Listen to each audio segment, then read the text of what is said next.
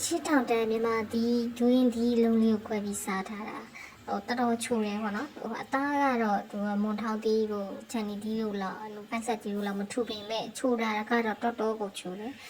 ကိမ့်မုံခရင်တက်ချာလိုမျိုးပဲခရင်မီလိုမျိုးပဲလုံးဝပြပြနေပေါ့နော်အဲ့လိုမျိုးတော်တော်ကိုစားလို့ကောင်းတယ်အရင်လဲချိုတယ်အဲ့မွန်ထောင်းတီးတို့ကိုင်းဆက်တီးတို့ချန်နီတီးကိုလည်းစားဖို့ပဲမဲ့ဗမာတီးလောက်မချိုဘူးလို့ခံစားရတယ်ရှစ်ထောင်တန်းအတီးစားပြီးတော့မဝလို့ပေါ့လေမဝလို့ဒီ၄ထောင်တန်းအတီးကိုထပ်ပြီးတော့ရင်တစ်ထိပ်နဲ့ခွဲကြည့်တာပေါ့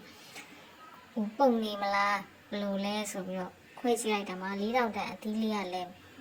တော်တော်ကိုပေါ့နော်၄ထောင်နဲ့ပြီး၄ထောင်ပဲပေးရပြီးတော့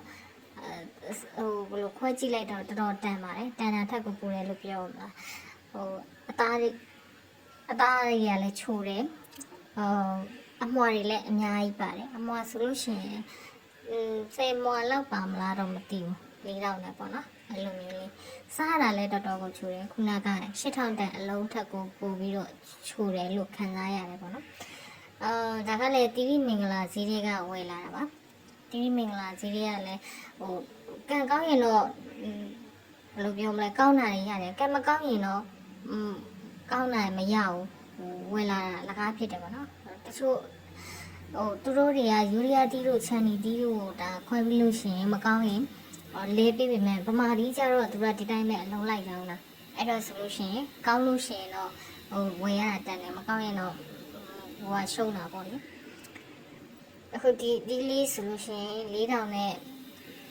ဝယ်လာတာပေါ့နော်တန်တယ်လို့ပြောရမှာပေါ့စားကြည့်လိုက်တဲ့အခါကျမှစားကြည့်လိုက်တဲ့အခါဆိုလို့ရှိရင်လည်းချိုလဲချိုတယ်အခုဒီမှာကြည့်အမွှာတွေလည်းအများကြီးပါတယ်အမွှာတွေကဘယ်လောက်ပါမလဲ10မွှာလောက်တော့ရှိမှာနော်